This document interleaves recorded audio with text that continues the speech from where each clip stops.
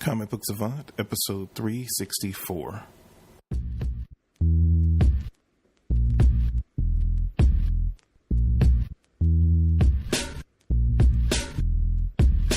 I know this. This I know. All that I have, all that is me, resides inside my poetry. And every time I write a rhyme, it might be the line that sets mine free. And also, I know that I don't... Welcome to the Comic Book Savant podcast. I'm your host, James Harris. This week's episode is going to be one focusing on all the news that's been dropping about the Black Widow, potential Black Widow motion pictures.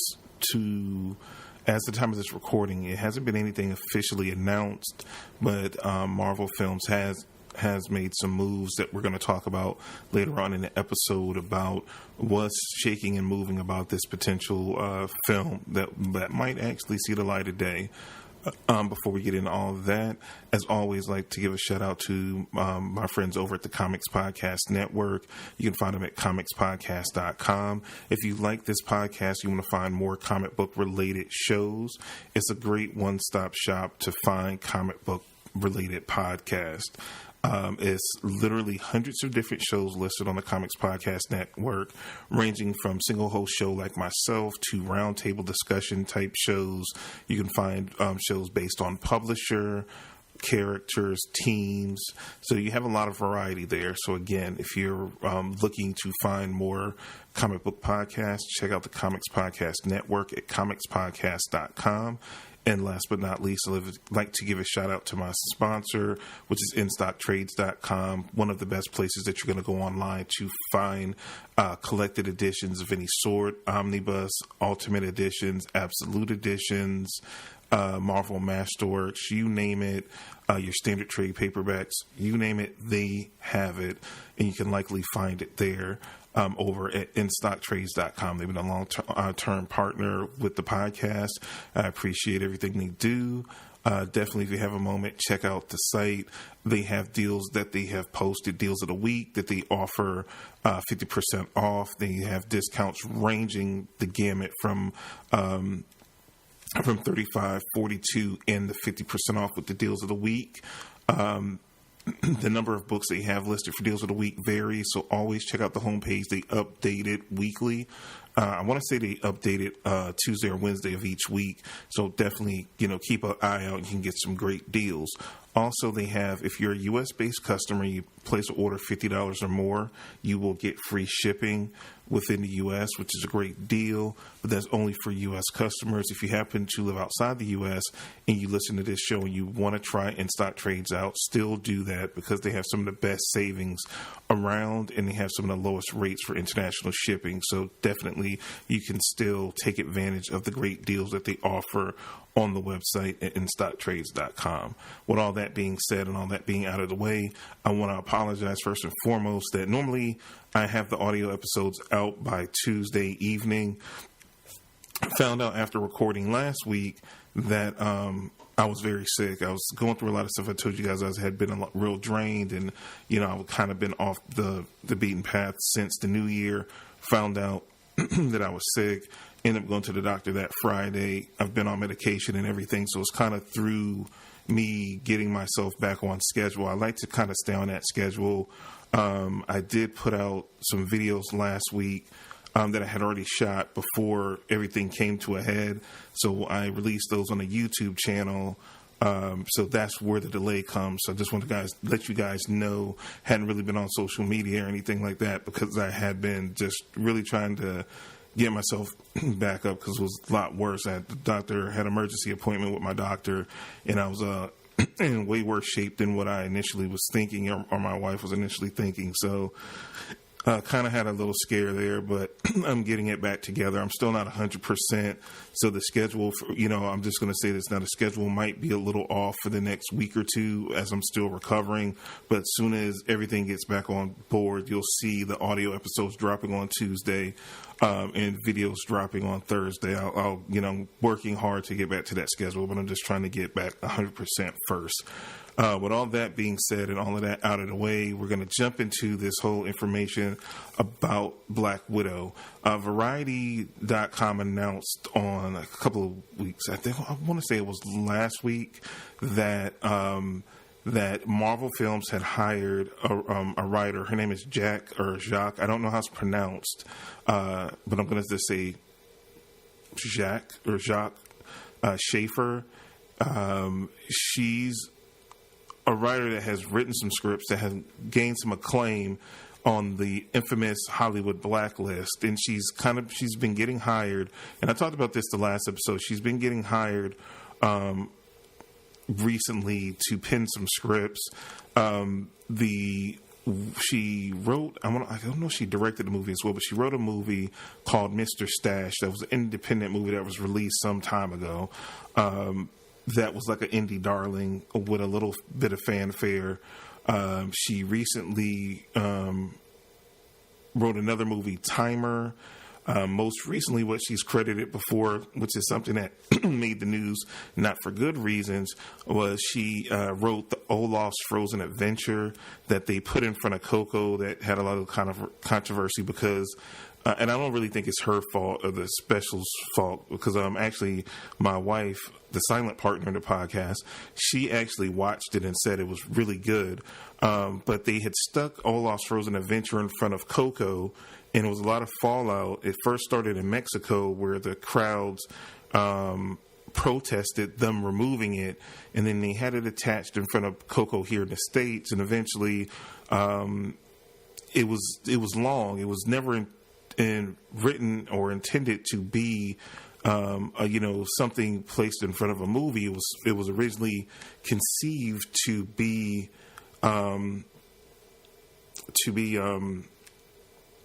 its own special to air on Disney, one of the Disney television stations, and somehow they decided they were going to package it in front of Coco, and it kind of backfired on them. They ended up removing it everywhere again, but it started in Mexico because the movie released a little bit sooner there, and reports came out that people were protesting. Disney removed it, but they still had it here. A couple of weeks later, they just ended up removing it and throwing it on Disney XD, or one of the Disney channels that they have. It wasn't that bad from what my wife says, but it just was long. She's like, it was a half an hour special, and as reports, kids were confused because they were trying to go see Coco, and this wasn't like your 8 to 10 minute or 8 to 15 minute like Pixar little short film that you have in front of your normal Pixar or Disney movie. It was a full on half an hour special, so that was really the problem. But the only other thing she has credited to that is in production, but I think this is in post-production if what I read on IMDb.com is correct, is Nasty Women, which is a film that she wrote, and it's Anne Hathaway, and I cannot remember who's playing the opposite role, but it's a reimagining of Dirty Rotten Scoundrels with two female leads. And she wrote that. I think that's in post-production, and that's supposed to be coming out sometime in the near future. So she doesn't have a lot of exposure as far as her scripts making it to the big screen.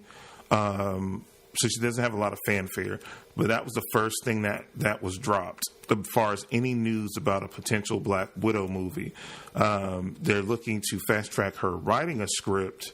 And it was a spec script she did. I was reading a report that she did this spec script. I can't remember what the name of it was, but it was kind of like a action comedy woman ensemble. So the rumblings are they're tapping her to write this movie and potentially have this movie lead off to potentially the all-female Marvel character woman film that the women went to Kevin Feige during the filming of Avengers Infinity War and said, they would be interested in doing this. So it remains to be seen it might be a plan and works for it. But again, they haven't confirmed anything outside of the hiring of her. All these are different things that I've just read from different reports and rumors and speculation that I found online in regards to it. So it remains to be seen. But I wanted to kind of do what I did back with the Nightwing episode when that was announced. But we have heard nothing since then about the potential of a Nightwing movie. We're going to do that for Black Widow. So first and foremost, what would be the most important thing to me before the writer is the director? But this is a different situation. I'm going to talk more about the writer because that's the one piece of confirmed news that we have at this point is who the writer is, and Jacques Schaefer. I don't have anything against her, and I feel like it's cool that they have a female writer, but most of her stuff is leaning towards comedy. And the last thing I think of when I think of Black Widow is comedy. So that has me worried tremendously. And it kind of feels, because the fear that I have in something like that, we'll get a Black Widow that we had in Iron Man 2. And I love Jon Favreau. I love him as an actor and I love him as a director. But he at that point he was proven to be more comedic than the well-rounded director he's kind of become. He's involved in, the other Disney projects he's done coming out of Iron Man 2. And I kind of felt like he didn't have the time to develop her because I think she was thrown in as an add-on because they were setting up Avengers. They were doing a lot of setup with Iron Man 2, so he had less control over the characters he wanted to use and how he played with them.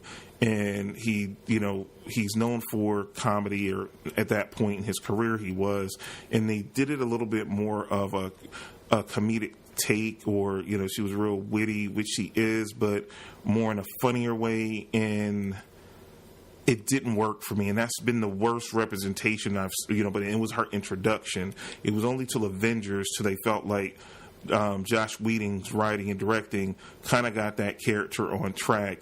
And I think Christopher Marcus and Stephen McFeely, which have written all the Captain America movies, because I felt like Avengers was a good start to get the character back on track after coming out of Iron Man 2. But I think Marcus and McFeely have a way better handle on the character, just based on her evolution in Winter Soldier as well as Avengers Civil War. Captain America. I said Avengers, Captain America Civil War. That they have a great handle on the character.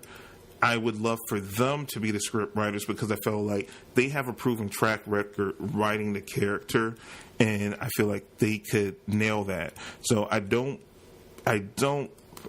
particularly love her as the writer for the Black Widow movie, but I don't have a problem with her potentially writing the Avengers or whatever that project, if that ever sees the light of day, the all-female Avengers or all-female Marvel character script. I think that you can have some fun with, but they can't afford. I feel like this is similar to the Nightwing movie in the way of this. For this movie to be financially viable and successful, it needs to have a lower budget, and you can't take a lot of risks with this movie. So I would go with more proven commodities, and with this, and Marcus and McFeely has been gold for Marvel as far as writing these movies, and just going from what we have from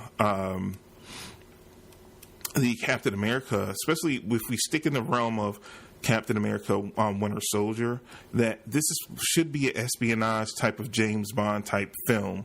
And when I go back and I look at it all, it really would work better for Black Widow with that. And the only thing is, and my problem, and I've said this before, or I really felt like this movie is way overdue. It really should have been. I felt like how they left the character, how she kind of dropped the mic at the end of Captain America, the Winter Soldier, and she kind of went away. There's an open gap of time that it would be interesting to see what what happened during that time frame with her and how that changed her. And but again, by the time they'll get around to this movie, that's why even an emotion on this movie is kind of discouraging, though I'm optimistic, is because it's kind of at the worst possible time, because you had a perfect window to tell a great story with her, and you kind of missed out on it, because we're going to have, before this movie would ever get made and see the light of day, we're going to have Infinity War and Avengers 4, whatever that's named, come out at this point. So do you do a flashback type movie with the character? You could. Does it really make sense if she makes it through Avengers, Infinity War, and Avengers, whatever Avengers 4 is going to be? Does that really make sense at this point? Would people be interested if they already know the outcome of the next two films by the time her solo film comes out? I think they had the perfect time and place to do it, coming out of probably between, but I know she was pregnant during that time, between Age of Ultron and before Civil War, kind of like in that time frame or shortly thereafter. You could have kind of done that movie and put that out, and I think it could have worked. Now here, because everything, they don't want to spoil what's going to really happen with the character, it gives me pause as a fan on what this movie is going to be about, or they're just banking on the fact that she's going to be around, and so do we know she's safe for these next two movies? People contracts are coming up, where does this leave her? Because everyone's trying to figure out and speculate who's going to die. Someone has to die. It has to mean something. Someone has to die in these movies. It's not a guarantee, but somebody's banking on somebody's going to bite the big one in this film when Avengers Infinity War comes out. So does that give her a pass if these rumblings are happening now, because they've been keeping such a tight lid on Phase 4? The only thing we really know about Phase 4 at this point is that they said Spider-Man Homecoming 2 is the first film of whatever they're going to call Phase 4. And the reason, even though the movie is I think it just wrapped production, or initial photography for Avengers 4, they said we're not going to know the name of that film probably till after Infinity War comes out, because they said it would potentially spoil something. So, with so many different balls up in the air, but again, it's interesting to see how this potentially all shakes out. And are they going to really announce something about this Black Widow movie? Are we going to get an announcement before Infinity War comes out that they're going to bite the bullet and actually produce this film? It'll be interesting to see how it shakes out. I hope so. I want to see it made, and I talked very strongly about it previously, that I felt like they dropped the ball, and she for sure should have been the first female. Her movie should have been out before Wonder Woman was ever talked about, because she was already existing in the Marvel Cinematic Universe, and they everything was set up there for them to run with that ball, and they didn't. Anyway, for directing the movie, I thought about three choices for directors, and I thought about their body of work and kind of the film for what we would want to see. I would feel like this is going to be a PG-13 movie, because that's what Marvel movies are. So I felt from the handling, again, proven commodity, Anthony Russo and Joe Russo, the Russo brothers, have directed her the best as far as in the Marvel Cinematic Universe. It's different rumors going around coming out of these two movies that they might be done with with Marvel films and just the Marvel Cinematic Universe, because they're shooting these two huge movies back to back. It's such a huge undertaking. They probably would be, totally burnt out coming out of this and wouldn't want to do another Marvel film anytime soon. Even though this one will be smaller in scale, this again is my dream pick, because I just feel like they have a really good grasp on the character and and her best performances as the character has been under their direction. So I feel like that would be the perfect pick for the directors of the movie. If they couldn't, I'm going back on bodies of work. I would think Doug Liman might be a good pick. Mr. and Mrs. Smith is one of my favorite action movies. He directs great action. Mr. and Mrs. Smith, Edge of Tomorrow. He directed The Firstborn Identity. So Doug Liman knows how to shoot good action films. So he would definitely be a good fit. And he worked with Angelina Jolie on Mr. and Mrs. Smith with the great action and gunplay. I would think if you couldn't get the Russo brothers, he probably would be a really good fit to do the type of Black Widow movie that needs to be done, which is somewhat, not the 70s spy thriller per se, but a grounded James Bond type espionage movie, spy film. Definitely James Bond spy film, but grounded. We don't want the over the top old school Bond stuff. More of a Casino Royale, even Quantum of Solace kind of take on a Black Widow film would work, and I feel like him or the Russo brothers could deliver on that. Also, Chad Stahelski, which is known, he co-directed John Wick 1, and he solo directed John Wick Chapter 2. I think these three choices could produce and direct the film that we would need it to be successful.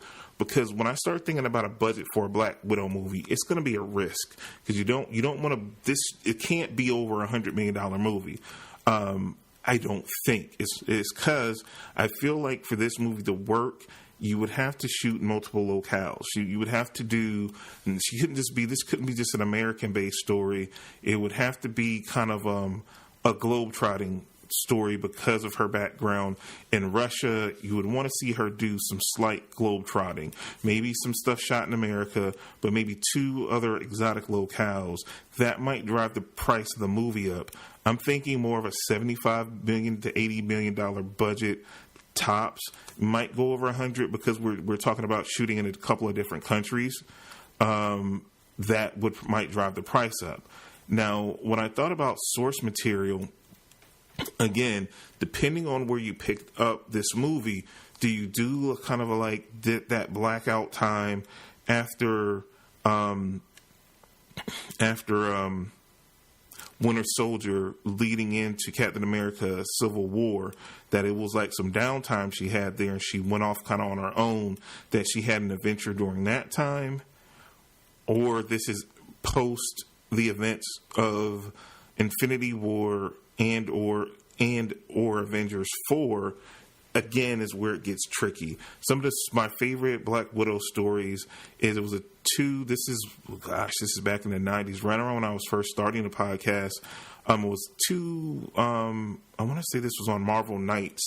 It was they were drawn by J.G. Jones and Devin Grayson. She was a DC writer. She came over to Marvel. She actually wrote Nightwing for some years. Then she came over to Marvel and she did a couple of Black Widow miniseries. They've been collected in a trade, and it's this Black Widow Itsy Bitsy Spider, and I think it's 2-3 issue miniseries that were really good, where they introduced that it was a replacement Black Widow with blonde hair. That's what I thought was an interesting choice about her having blonde hair in the trailer for Infinity War, that triggered me back to think back on that story, that they had a replacement and she was coming to take Natasha out. So you could kind of play around with that concept of it. And I'm finishing reading through the run that Nathan Edmondson has done on Black Widow. It's only 3 trades long. It's I think it's like 20 issues.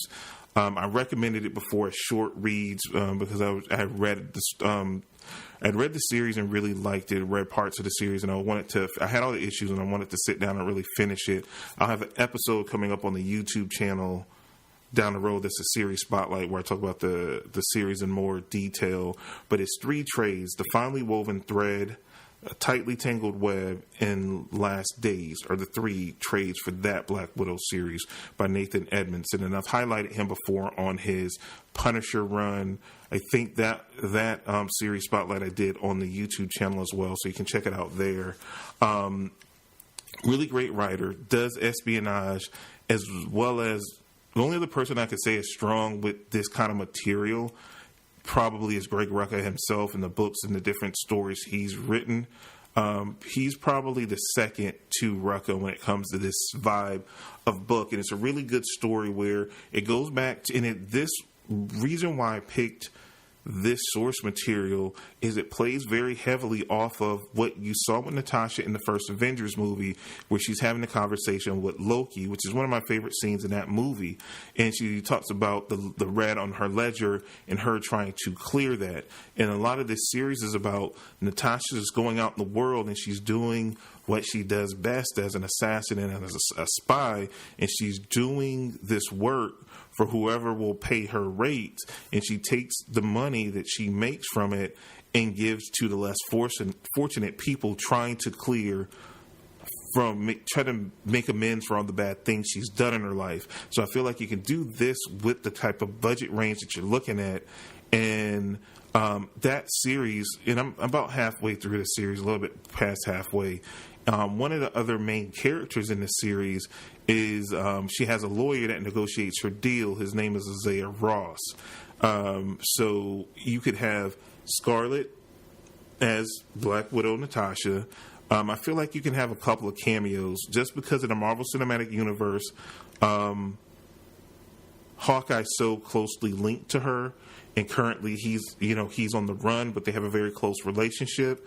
If this was post Avengers Civil War, I keep saying Avengers Civil War because it feels as just as much as Avengers movie, but Captain America Civil War, post that where he's on the run, he could have a brief cameo, nothing major.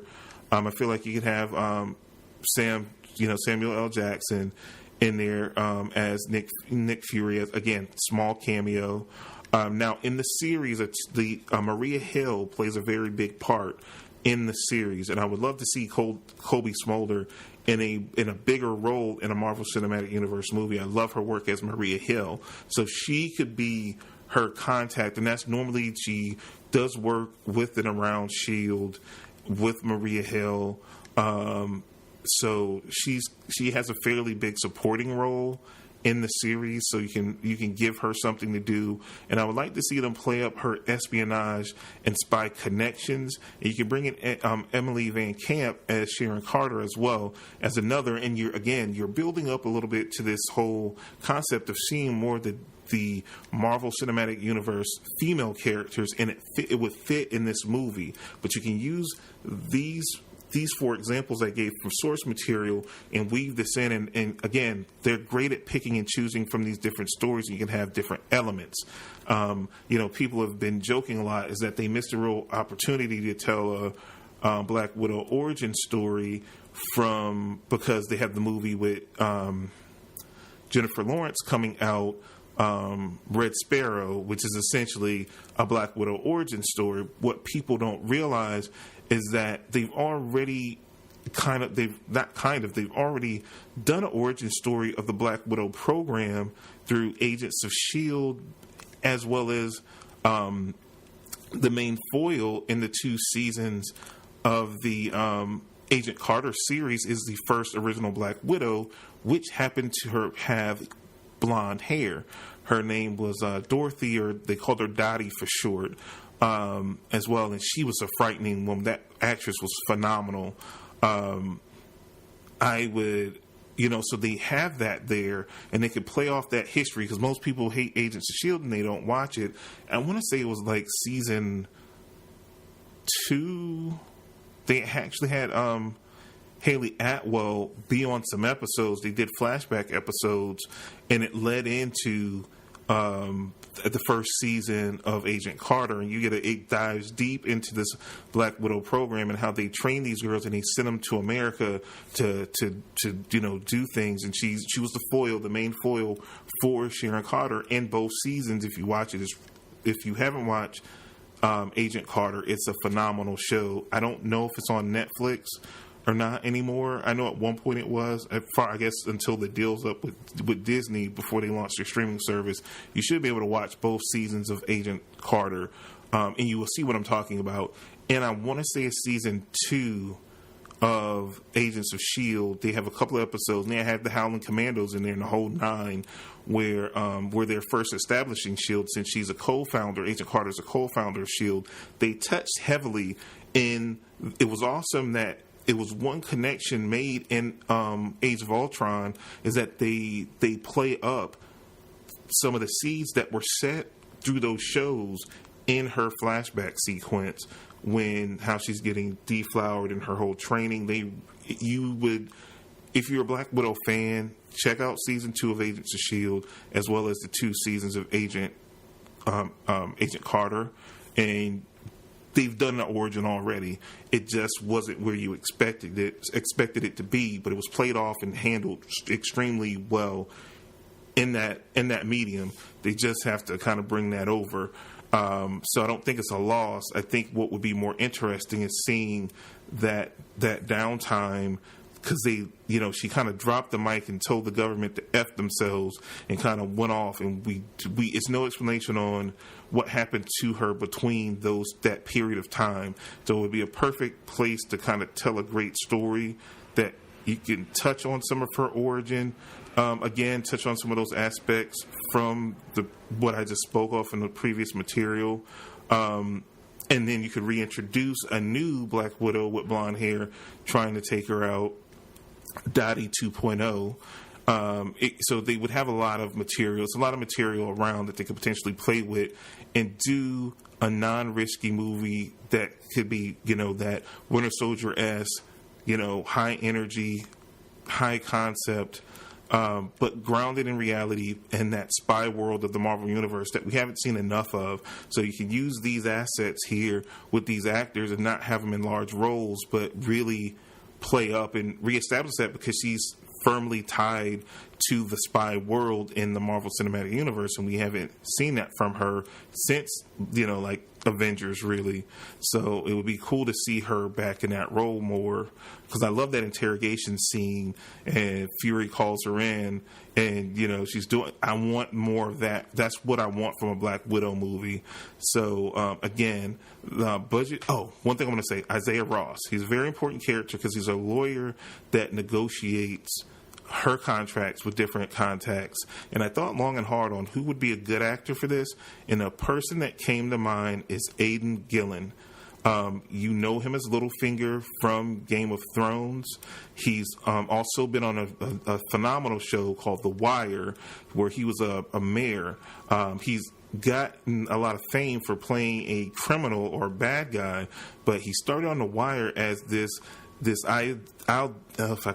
idealistic mayor prospect trying to dethrone the kind of corrupt mayor, and him getting the position and him dealing with all the corruption and trying to keep his head about him. So he could play a good guy as well as he can play a bad guy. The good thing about this character is he has a dark, seedy kind of past, and Widow, when she's clearing her ledger, actually does a thing where she saves him, and he takes, as him wanting to repay her with his background, he starts being her lawyer and negotiating these deals for her so she can just stay out in the field, and she's his kind of one consistent contact back to the real world when she's not doing all these crazy jobs. So I feel like he would be an awesome fit to play off of her, and conveys what I get a feel from the character in reading the series. So that's kind of where I'm at with this. I feel like these are some really solid ideas that they could work off of. If anybody listens to this that knows anybody at Marvel, go ahead and shoot them this podcast, share it with them, let them know. They can always contact me, comicbooksavant@gmail.com. I'll work for you, Marvel. I'll hook you up. I got you. But other potential standalone movies that I would like to see, I definitely would like to see another Thor movie, another Captain America movie. I think you could have the potential of doing a great Winter Soldier film, and a Hawkeye film. I think Hawkeye's been the most disserved character in the whole Marvel Cinematic Universe. Again, you could do it if you did it on a low budget, low risk type situation. You could definitely do it, but again, it's with them acquiring Fox and all the other stuff going on.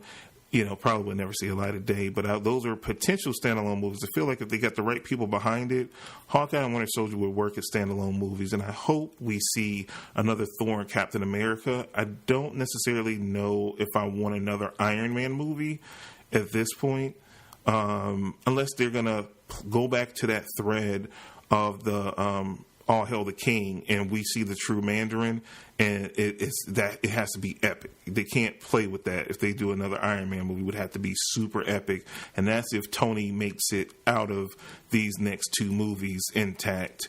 They could potentially do that. If not, then no, I don't need to see another Iron Man movie. Not on the course we would go, unless they're going to bring in the Riri character. I think her name is Riri Williams, and go in that direction. So that would be kind of a rebooting or, continuation with a new character. So it would be something totally different. And I wouldn't want to see her up against the Mandarin. I would want to see like kind of her origin story. But it's definitely some potential to be had from this concept. Hopefully sooner or later we'll get confirmation, because it seems like they're definitely moving forward in the talks of they hired her, they want her to get a script up ASAP. Then you're starting to hear stuff of maybe this movie will be a gateway into this all-female thing. I hope they don't make this movie into the all-female Avengers movies with bringing in all the other females, because it just wouldn't fit for the character. She could be in that world because like she fits into the Avengers world, but I feel like she has earned and deserves her own independent standalone film first, then have that and have her be a part of it, because I feel like it would just be a disservice to do that on her film, because the other main characters of the Avengers all have had solo films, and why shouldn't the one female member at this point, a founding member, if you want to say that, of the Avengers shouldn't have her solo movie? And I don't think Hawkeye's there yet because they've handled him so poorly. But if they continue to handle him strong in these next two films, maybe he can get to that status of widow, that then he can finally get his standalone movie. Then all of the founding members of the Avengers would have all had their solo films at this point. So that would be interesting to see. But that's all I have for you guys this week. Again, I wanted to get something out before the week ended. I was working on this and I was doing the research for it, so I figured I'd go ahead and put this out. I should have a video out on the channel. I'm going to try to have it out by the weekend. It might be out today, just if I feel good enough to sit down and record that. But that's all I have for you guys this week. I'll be back hopefully sometime next week with another episode while I'm trying to get over this illness. But I will see you guys soon. And again, don't forget, follow me on social media at Comic Book Savant. It's also the Facebook page at facebook.com/Comic Book Savant. And also the YouTube channel, which is youtube.com/Comic Book Savant.